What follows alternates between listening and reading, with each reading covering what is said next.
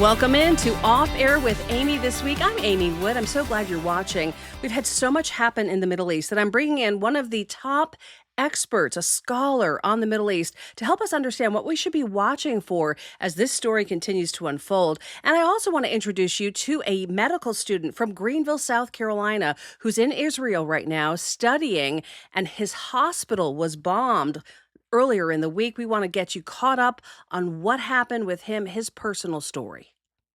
Yeah, missiles from Iran. So we had 3 of them just now. Wow. They were intercepted by the Iron Dome, which is our defense system. But the pieces of shrapnel are quite large. Yeah. Like each missile is larger than a school bus in size, and it's Wow. falling from outer space. So those, even when they're intercepted, the pieces fall. And in this case, they landed on several people's houses where families are. So those families are okay, but they have to move to a hotel now and grab whatever belongings they can. So I'm on my way to go meet them at the hotel, and we're organizing like clothing donations, food, water for them. In this conflict, we have a 2-stage warning system. We have an app on our phones that alerts us, and when we get that alert, we have about 6 to 7 minutes. And then after that, a siren goes off in the whole city, and that means we have 60 seconds until the missiles are here. And at that point, you have to be in a shelter. So And for me, how does that no, work go in the ahead. hospital setting? Because you're a medical student, like how do you get patients somewhere in 6 minutes? I mean, is it crazy in the hospital? Yeah, it is. It is. That's a great question. A lot of the hospital is built with these kind of missile strikes in mind, so they're reinforced, protected rooms already. In the case of yesterday, our hospital was struck, and thankfully, just the day before, we had evacuated that wing of the hospital because it was deemed to be unsafe by the Ministry of Health. So we had moved all of those patients underground to our basement level. And if we hadn't had done that yesterday, dozens and dozens of patients would have been dead. Oh my So goodness. we're thankful that we did that. Absolutely. And thankful that they came in and noticed and said, "Hey, get out of this area." So they're Yeah. constantly reevaluating based on the danger, what's safe and what's not, right? Yes. Always reevaluating. We have a lot of intelligence thanks to the Israeli military, and they're usually keeping us pretty updated. So talk a little bit about your connection to South Carolina. You worked at, I understand, at Spartanburg Regional. Did you go to school Yeah, in the upstate too? I did. Yeah, I went to Bob Jones University in Greenville, Okay. and I worked at Spartanburg Regional for 4 years, from like 2018 to 2021, in the emergency department. I was a medical scribe, so I did like paperwork and Sure. charting for patients. Yeah. And so you have ties to the upstate beyond that as well? I mean, is your family from our region or the state? Or tell me about your growing up years. Yeah. Yeah, I was born in Greenville, so I've lived in Greenville my whole life. That's awesome. And Yeah. when you think about making the decision to go to this medical school, why was it so important? Why did you want to be there? Great question. So basically, I'm wanting to be a doctor. I want to develop the skills to heal people, to treat disease and sickness. And for me, personally, I think medicine is a very powerful tool of diplomacy as well as Hmm. meeting individual needs.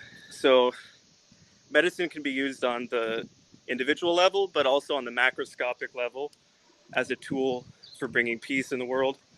And this particular medical school where I'm at Ben Gurion University of the Negev, is our focus is on global health.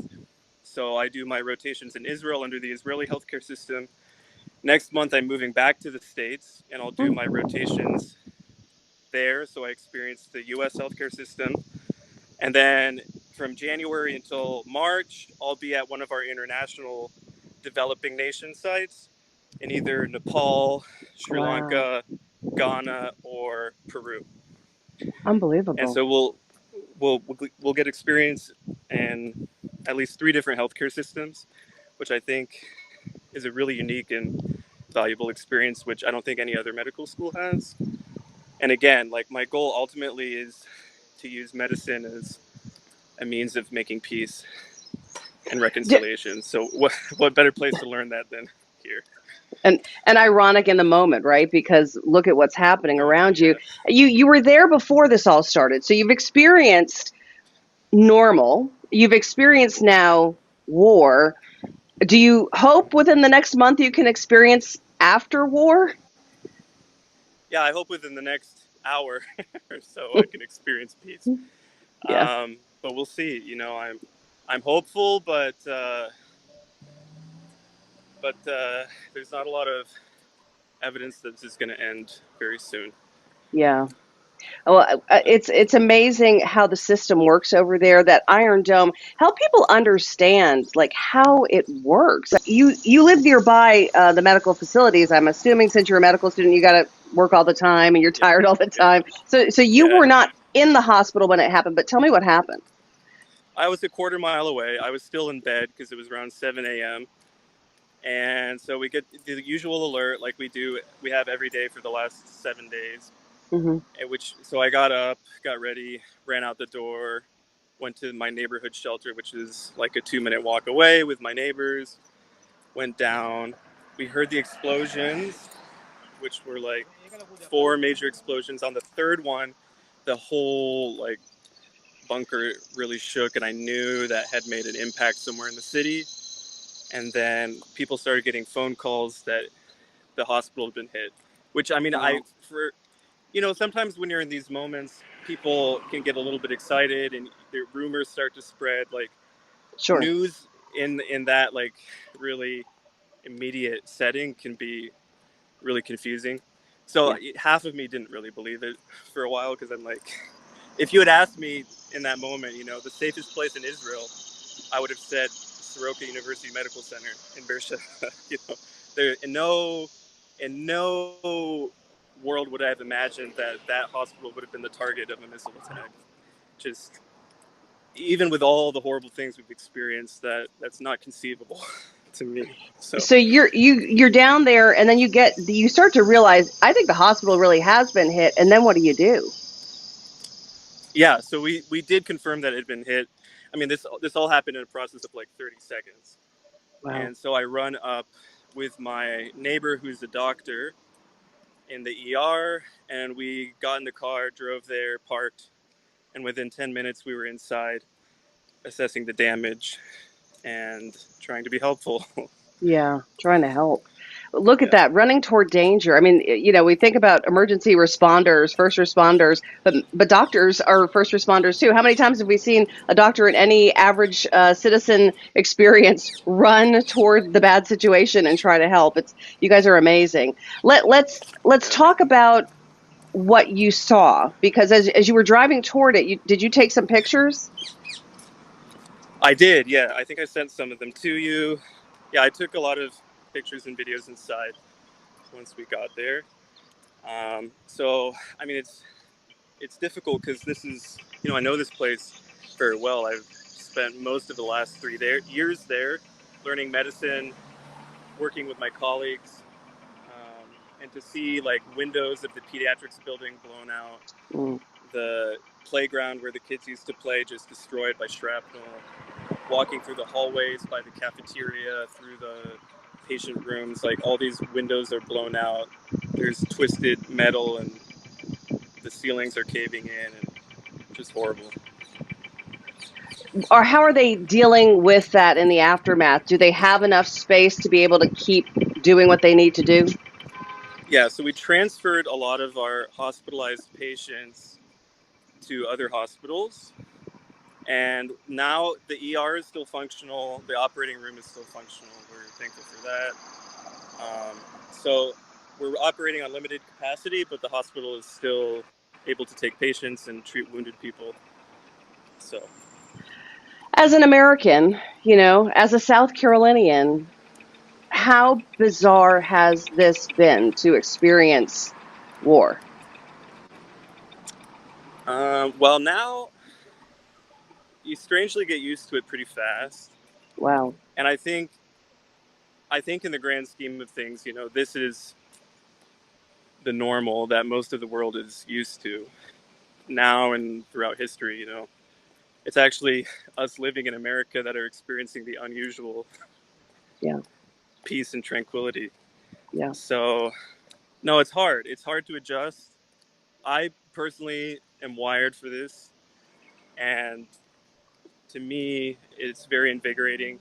And to be here in this moment, to be able to help people, to be able to experience these cultures all around me that are clashing and oftentimes at odds, I find that very rewarding to learn, to be here to help. I don't know if everyone would experience it the same, but that's my experience. Yeah, and that is an extremely valid experience and an inspirational one at that. Let me ask the mom question. What is mom saying about this? Is she Yeah, like, that's a come good home? question. No, of course, I'm sure. I know she's worried at times. I'm worried at times. Sure. Um, no, but she's great. We just talked yesterday, trying to talk again, and it was just my parents' anniversary the other day. So, Aw. yeah. Um, no, but she understands. Like she has peace that this is where the Lord wants me. Mm-hmm. This is where I'm called, and yeah, she's been nothing but supportive and kind through all of this. So I really am grateful because not everyone has that experience. Sure. I'm thankful for her. Yeah, she's amazing. All right. Well, we love our moms. We love our brave medical students, and we appreciate all that you're doing to help people there. And we really appreciate you taking the time to talk to us. Top Middle East scholar, advisor to Prime Minister Shimon Peres during the Gulf War, peace negotiator in the Middle East, columnist in the top papers, and he's on Off Air with Amy this week to make sense of the current Middle East quest for peace. Let's start with the fact that it all started with what the Israelis did. It's only later the Americans joined. We have to be very careful in terms of giving big titles to this situation, historic, unprecedented, because we are living through the situation. But if some things are going to happen, then we should be able to say it has really changed the map of the Middle East. And why? Because we have to understand Iran, the Islamic Republic, was building itself to be the regional powerhouse of the Middle East.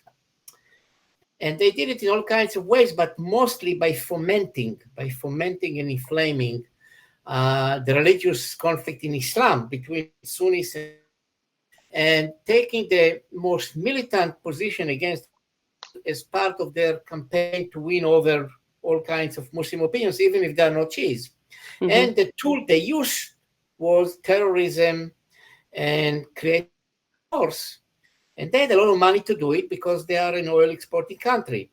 So in the last 40 years, therefore, the real focus of Middle East politics was not just Israelis versus Arabs or Arabs versus Israelis or Palestinians versus Israelis. It Iran versus the rest of the Middle East. Saudi Arabia, for example. They really look at Iran with so much suspicion. So the importance of what already happened is, and that happened already, Israel's military strike and then the American punchline, and a very significant one, of course, did not show that Iran is a paper tiger, but more or less it is. You have to say it put Iran in perspective. The Middle East countries have a better sense now of what Iran is all about. The question really is, what are we going to do now? When you end the war like this, what do you want to achieve? And that's where I'm very worried about, because they cannot get out of this war, this regime, showing a sense of victory, of course not, but even survivability, because it still would not convince other countries in the Middle East that this danger is over. Mm-hmm. So remains what is happening, because we hear conflicting or different messages from the American administration, from President Trump. And by the way, he's doing it in a very clever way, because it's part of his art of the deal, in a way, to send conflicting messages that are, taken by some side, like we don't know what's going on, so we are careful. I understand all that. But in the end of the day, we need to know what really is his intention. If he really wants to keep up the pressure on Iran, along and other Middle East countries, then what has happened in the last 2 weeks can be considered to be positively historic. Okay. And if it's not, if the way this unfolds leads to more doubt in the Middle Eastern countries and in that region, what is the danger? The danger is that we are the first round of what could become a prolonged campaign against Iran. There will be more rounds. It's not good for anyone. No. Definitely not good to Israel, definitely not good to the Iranians, but definitely not good to the US also, but very bad to the overall sense of stability in the Middle East. It's either we establish a regime of stability or instability. That's what it's all about.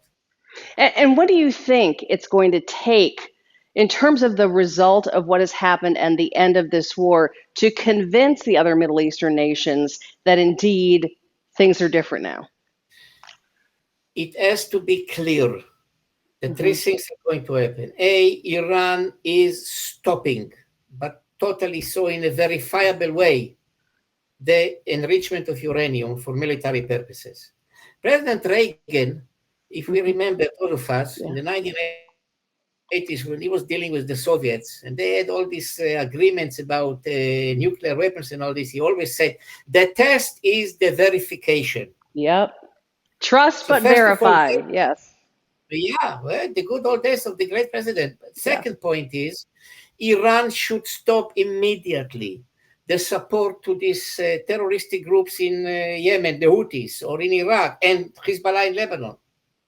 And the third point is that if sanctions on Iran are to be lifted, because they already are, say, living up to the two conditions I said, the third condition would be that those who lift the sanctions will monitor how they spend their money, so that the money will not go again to rebuild their military power, but for the welfare of their people. Give you an example here, Amy. 2015, we all remember the big agreement that was achieved through the mediation of President Obama at that time. Yes. And the explanation given was, look, the Iranian regime is like any other regime. They really are taking care of the welfare of their people, which is, we are lifting the sanctions, they will have money now, and finally their people will feel the fruits of a new situation. So you know what happened? Nothing came to the people as of 2017. All these rebellions in Iran exactly because of that. So we have to make sure that if Iran really is to join the family of respected, stable nations in the Middle East, it has to be tested, monitored, and controlled on the ground by a very effective international system that would have to be led by the US. But at the moment, of course, they're not cooperating with the international organization, right? Right now, the signs are, they had, a celebration victory 2 nights ago in Tehran. You should have read the social media coming out of Iran. They made fun of their own regime, look. But the fact of the matter is that they mean it. They really think that if they survived, either to be God knows what American effort and Israel, so okay, they came out of it and maybe nothing should change. And that, if that's the impression, we haven't done much. Ooh. Yeah, that's the danger, isn't it? We hope that we've done something, right? I mean, that's in the American interest to have done something that sticks and lasts and creates more stability in that region. Okay, look, of course, what happened was very significant. First of all, the nuclear program was switched back years and not 3 months or 6 months. I don't know why the New York Times is publishing this crap, this nonsense. I know that some people relate to the New York Times as the liberal Bible. Yeah. I belong to those who believe in the real whole Bible. The New York Times say it's only 3 to 6 months. I'm telling you, and I know what I'm saying. The nuclear program was pushed back a long time. That's a great achievement. Their arsenal of ballistic missiles was damaged like 60 to 70% of what it was, but they still have. The regime is still there. And Yes. as of now, but it's all just happening. I cannot tell you that I see some kind of tectonic activity to bring down the regime. That still is not the case. Mm-hmm. So here is more or less the summation. And the Ayatollah has said that he started to put together his list of successors to carry it on should he leave or anything change, correct? Who knows if he's alive anymore, because we haven't seen him really live, and there are all kinds of rumors. And but even if he's alive, look, you have to understand the system there. The Ayatollah is not just one Ayatollah. There will be another one. The problem is the system there is based on the idea, according to Shia Islam, that the head of the religious establishment is basically the supreme leader of the nation. And Sure. even if there is a president and government, they cannot do anything without his authorization. So there might be another one. And people say it might even be his son. So who knows? I mean, or the grandson of Khomeini, the first supreme leader. So Yes. I don't see that there will be any big change so long as the same system is in place. Got it. The change can be if the demands are being put to them, as I explained before, and they are dragging their feet, they are not moving, and you increase the pressure so that the people realize, you know what, this time this regime is really weak. See what happened. We need to bring this about, but we can't do it for the Iranian people. They have to do it by themselves. True. So I will preempt your question maybe about regime change. This war was not about regime change. Right. It was about this regime stopping to be the main instigator of instability in the Middle East, threats on the very existence of Israel and threats on America. That's to America and that's to Israel. That should stop, period. Sir, we appreciate your insight. You know so much about this region, and we'll pull you back in as the story develops. Thank you, Dr. Olmert. Big privilege. Thank you so much. Take care. Next up, we have Your Moment. It's something new on Off Air with Amy. We're focused in on this beautiful photograph and the man who took it next. Now to the man who took the picture. Your moment is here. Let's meet Andre. We're starting something new this week. It is called Your Moment, and we have got Andre Daugherty with us, and he is an amazing photographer up in Asheville, and you captured something really cool this week that I thought could really uplift all of our spirits. Talk a little bit about the unique position you were in. Yes, I was actually, I'm a drone pilot and I'm a native of the Asheville area. And I happened to be flying my drone on Sunday evening and I was actually capturing something else. And, but I was done and I was actually headed home. I was going to pick up some dinner. And out of the corner of my eye, I saw a rainbow starting over downtown. And I really quickly stopped, pulled my drone out, and threw it up in the air. And I was able to capture it for a few minutes before the rain started coming my way. Sure. And I had to take the drone down, but it was wonderful. I've been looking for a shot like that for a while, so I was very happy to see it. I don't know how you feel about rainbows. I always see them as a sign of hope or reassurance, you know? Same. Absolutely. And so it's so cool in an area like Western North Carolina, where there's been so much struggle and things have looked rough, to see something so beautiful to remind us all that Western North Carolina's back, baby. Absolutely. Absolutely. Yes, we are. And one of the reasons why I fly when I do, and I was out capturing that day, is to show people, especially not just around the Asheville area, but also around most of Western North Carolina, that we are rebuilding. We are still on the rebound. We still need help, but we are open for business and we are ready for people to come back and experience those mountains again and those beautiful views. And especially after Helene, it was just so beautiful to see the rainbow over Asheville. If I could have my way, there'd be a rainbow over every city that we could capture, all the towns that have been through what they've been through, but it was just such a blessing to see it that day. It was. Well, this is your moment, Andre. Thank you for being part of it. Thank you so much. I appreciate it.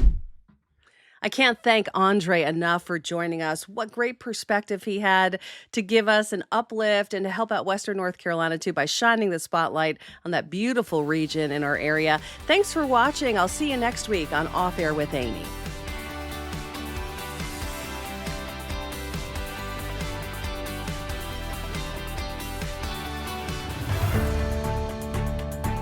There's something comforting about experience. It prepares you, makes you wiser, ready for anything. That's why 3 decades later, I still love to keep you informed. Your trust is everything. Watch Amy Wood on 7 News. Weekdays at 4, 5, and 6 p.m. We want to get to that immediately.